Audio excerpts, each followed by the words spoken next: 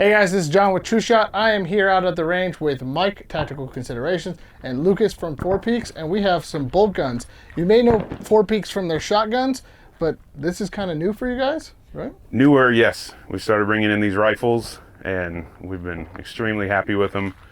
They look great, and they shoot great. You guys got to shoot them today, and I'm sure we'll hear what you thought about them. Yeah, so let's start with this one. What is this one here? That's our Turqua from ATA Arms that we're bringing in. Nice standard hunting rifle. It's got some nice features. It comes with a Picatinny rail on top. It's got the detachable magazines. We do them in black, in a gray laminate, and then we've got our camouflage here with the burnt bronze Cerakote on it. And they're a great looking rifle, and they shoot just as well. Now I did see that it's based kind of off of a Tikka with a 3-lug bolt and a great bolt handle turn.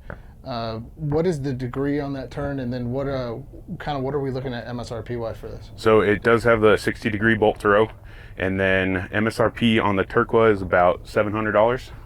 Cool. Mike, what did you think of it? Yeah, so this is actually my first experience with these, and you had me at gray, right? But you brought this camo one, which is still cool because the barrel and the action and the coating job on this is actually really clean. It looks really, really good in person. The camera's probably not doing it justice right now. The first thing that hit me with this is I like that integrated rail up top, because you still today in the modern hunting kind of rifle world, tons of rifles come without rails across the top, and then you're out there searching for what rail do you want, what height do you want, then that's going to play into what style of magnified optic you're going with. And again, I didn't know what degree it was either on that bolt there, but that was nice as well, because depending on how that bolt in there is set up and how your lever is set up in there, you can get real close to your optic. And if you've got bigger hands like me, didn't work well, whereas this one was very, very nice to get my big hand, just slap it up, pull it back, and throw it back forward. Overall, the thing shot very, very nice, and it's pretty light from holding other stuff, especially my father's old wood stock stuff. It's nice to have all these lighter options these days, and it ran smooth. I wish we could have gotten out several hundred more meters or yards, depending on which version you like, but it's definitely a fun one. I think there's definitely going to be some people who are going to enjoy it out there, myself included. So I had a great experience with it, and you mentioned the camo and the way it's so well done. When we first initially had it set up, we were having trouble picking it up against the berm here because it blends in so well.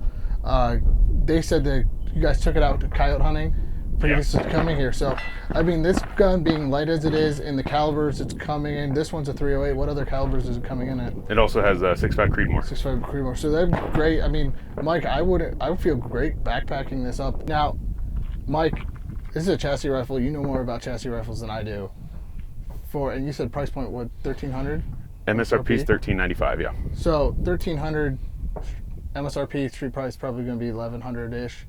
For that price, can you beat it?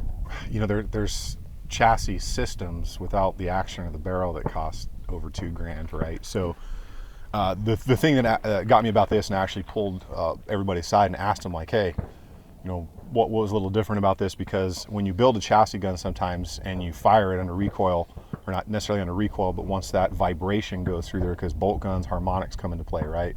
That's why we got free flow to barrels and all this stuff.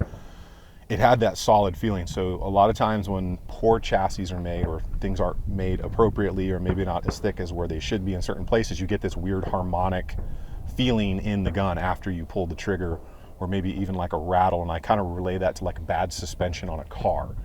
So when you get those things right, it feels just like that solid bang. The round goes off and the recoil happens and it's over. There's no lasting harmonic weird feeling in your shoulder or bing sound, you know, all that stuff. That should be the steel down range, not the gun making that sound, right? The bolt, again, felt really good on it. And the chassis, the way it comes set up with your sections of rail, your M-lock, you've got that big monster brake on there, which is going to keep the muzzle where it needs to be. You got the options for monopod. Everything is adjustable back here, comb height, all that stuff. It's just ready to go right out of the box. And I think that price point that's tough, because like I said, I have chassis that cost more than that. So that's a good price point for something like this. Now, would you say this would be a great entry-level long-range gun if you're trying to get into it? Yeah, hands down, because anytime you're getting into long range, people don't always think about the costs that are associated with it. You know, the ammo, the optics especially, because you're not going to buy a $1,300 chassis gun or something and put a $200 optic on it. So your upfront investment's going to be more, but there's nothing like that first time you hit 500, 600, 800, 1,000 yards, and then you go for a mile, right? Everybody wants a mile.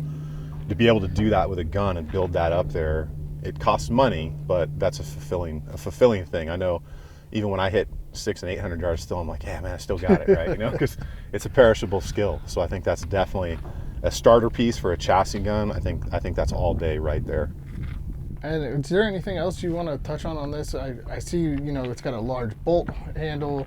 Like you said, it's got 60-degree throw. I think in an overall package for the price point, you really can't beat that. Because if you're looking at, if you were to build this out, Mike, what do you think?